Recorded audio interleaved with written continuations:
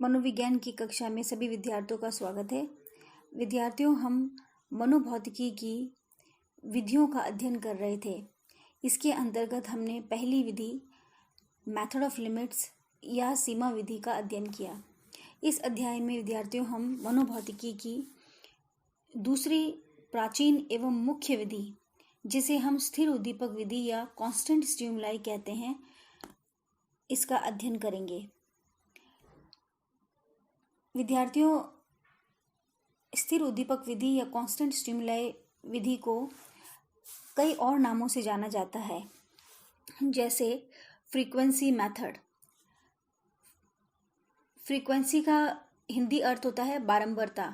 बारंबारता का तात्पर्य हुआ कि जब बार बार कोई उद्दीपक प्रस्तुत किया जाए या कोई भी चीज़ बार बार आए, तो इस विधि में उद्दीपक मूल्यों को अनेक बार प्रस्तुत किया जाता है, इसलिए इसे फ्रीक्वेंसी मेथड भी कहते हैं। इसका दूसरा नाम है मेथड ऑफ राइट और रॉन्ग केसेस। इसे हम राइट और रॉन्ग केसेस विधि इसलिए कहते हैं क्योंकि जो हम प्रायोज्य के सामने उद्दीपक प्रस्तुत करते हैं, उसमें प्रायोज्य की अनुक्रिया हाँ, जिसके आगे हम सही का निशान, तथा नहीं, जिसके आगे हम गलत का निशान लगाकर उसकी प्रतिक्रिया नोट करते हैं। इसीलिए इस मेथड को राइट एंड रॉन्ग केसेस भी कहते हैं। इसी विधि का दूसरा नाम है स्थिर उत्तेजना विधि। इसे स्थिर उत्तेजना विधि इसलिए कहा जाता है क्योंकि इस विधि में उद्दीपक के मूल्य को हम पहले से ही निर्धारित करके प्रयोग की अवधि में क्या करते हैं, स्थिर रखते हैं। हम पहले जो उद्दीपक है उसके मूल्य को निर्धारित कर लेंगे और उसको स्थिर रखेंगे, इसलिए इसे हम स्थिर उत्तेजना विधि भी कहते हैं।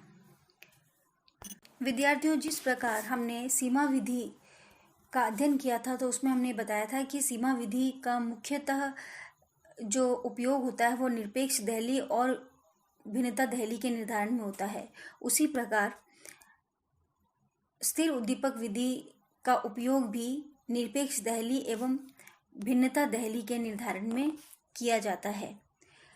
इस विधि और सीमा विधि में मूल अंतर यह है कि इसमें उद्दीपकों को एक निश्चित क्रम में नहीं प्रस्तुत कर बल्कि यादृच्छिक, अनियमित या रैंडम ऑर्डर में या रैंडम क्रम में प्रस्तुत किया जाता है। यही इस विधि की मुख्य विशेषता है कि इसमें जो उद्दीपक है उसको हम अनियमित क्रम में प्रस्तुत करते हैं।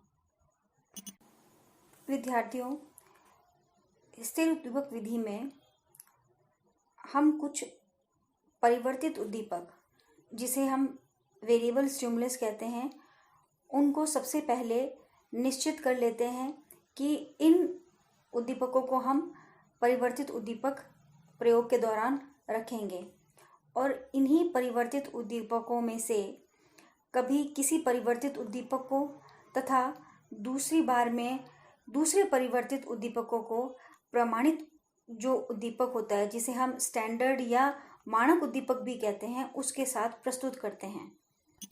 विद्यार्थियों, हमें इस बात का भी ध्यान रखना होता है कि जो परिवर्तित उद्दीपक हम प्रयोग के दौरान निश्चित कर रहे हैं, उसकी संख्या कभी भी 4 से कम नहीं होती है, और जो परिवर्तित उद्दीपक या वेरिएबल स्टिमुलस हम प्रयोज्य के आगे प्रस्तुत करेंगे, उसका जो क्रम है वो हमें पूर्व निश्चित करना है, और यह क्रम हम प्रायोज्य को नहीं बताते हैं। परिवर्तित उद्दीपकों को प्रमाणिक उद्दीपकों के साथ प्रस्तुत करके प्रायोज्य की जो अनुक्रिया होती है उसे हम हाँ या नहीं के रूप में नोट कर लेते हैं।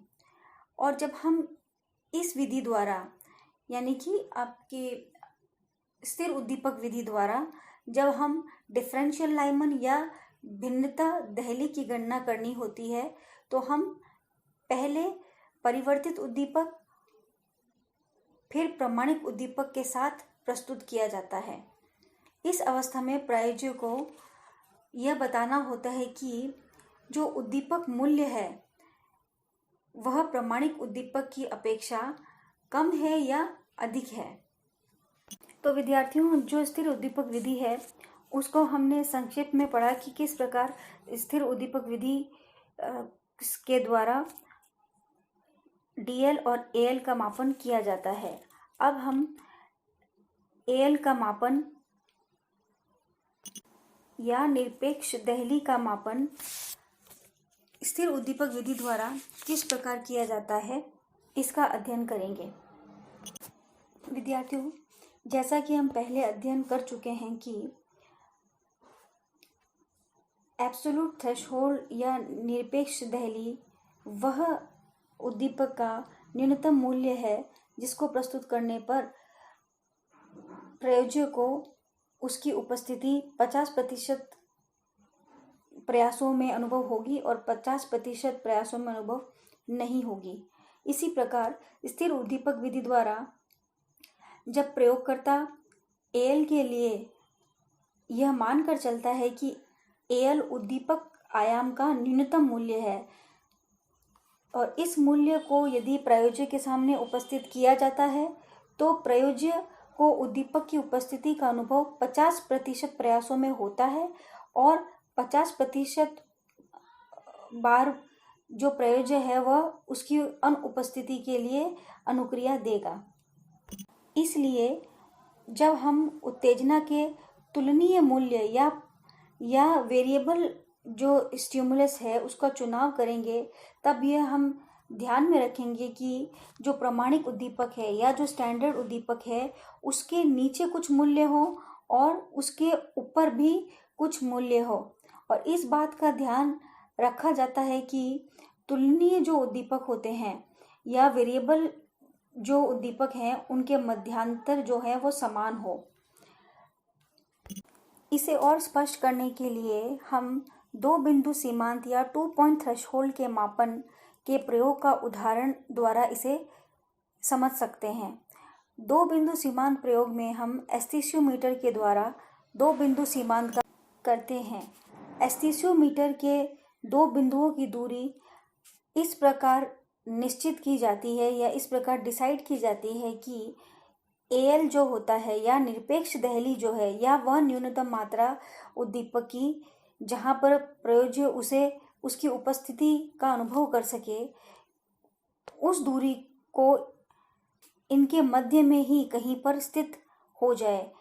इस प्रकार एस्थीसियोमीटर के 2 बिंदुओं की दूरी को निश्चित किया जाता है।